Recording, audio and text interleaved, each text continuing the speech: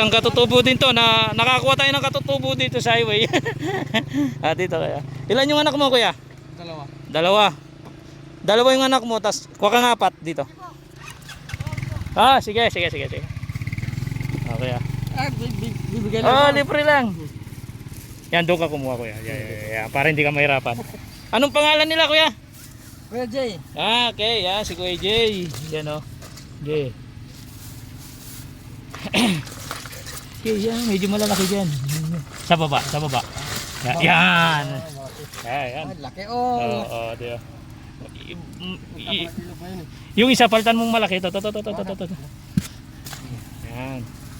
Ako kunin isang maliit eh. Oo. Yan, sige, yan. Yan. Oo.